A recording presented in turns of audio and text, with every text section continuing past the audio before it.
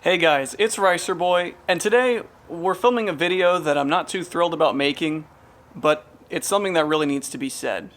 So, to let me explain, let's go for a drive in this old girl.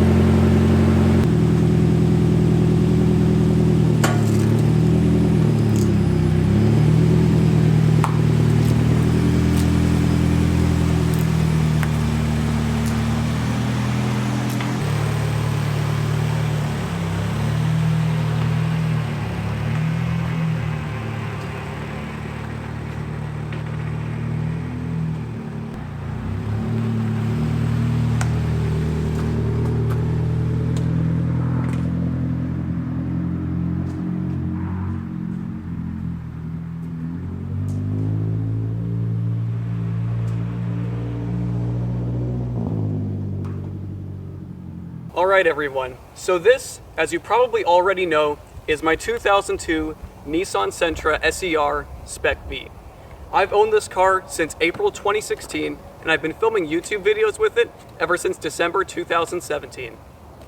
And the truth is, if you didn't already find my YouTube channel through my other videos of just rambling in my car, roasting other automotive YouTube channels, or any of the other weird things I've done on this channel, you've seen me because of this car.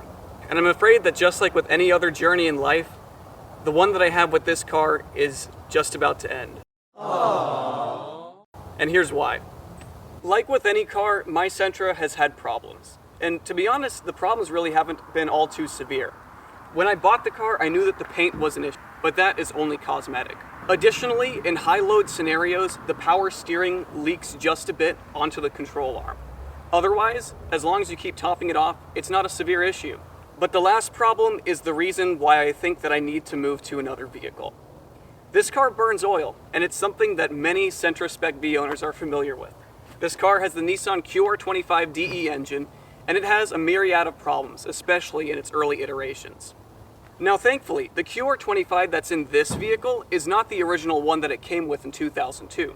So the engine in this car is still new and has taken well to the modifications that I've given to it. However, it's now at the point where it's drinking oil at a vastly higher rate than it did before. It still takes in, I think, roughly about a quart every 1,000 to 2,000 miles, so it's actually not debilitating, which is great because this car still has all the power and torque that I expect of it. But the problem is that it's my daily driver. But the thing is that I've still fixed a lot of things in this car. If you've been seeing my channel, all of my modification videos have been making improvements to this car steadily over time. This seat has no rip in it. The floor mats are brand new.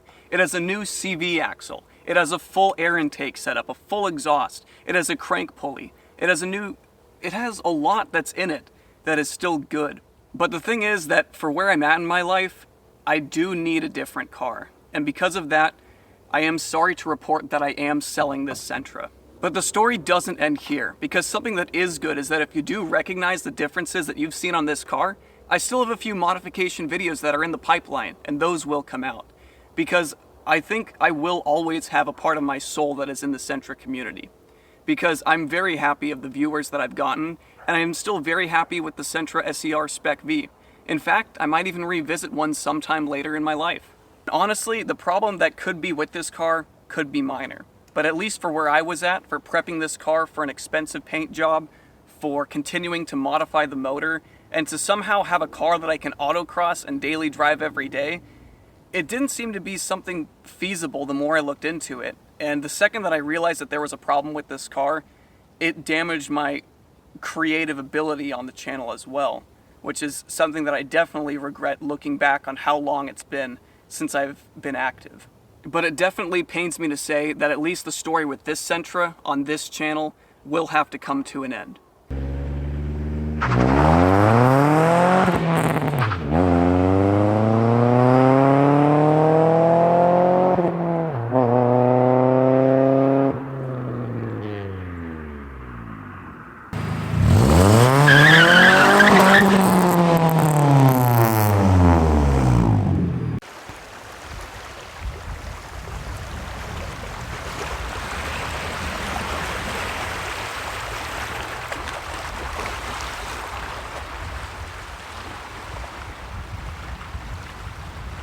I took you all out here to the lake because I want us to leave the Sentra on a high note.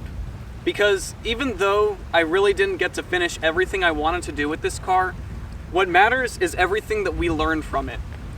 And the truth is, I really liked my experience with the Sentra SER Spec V, and I only hope the best for whoever gets this car after me.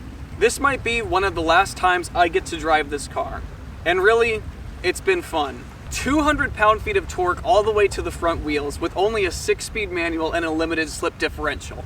It's pretty hard to argue with a roarty inline 4 that's always ready to punch out some power. But even though this is the end of one journey, there's still another one that has to be completed. I hope that all of us can look towards the future and not forget everything that this car has meant to me, to you, and to the world.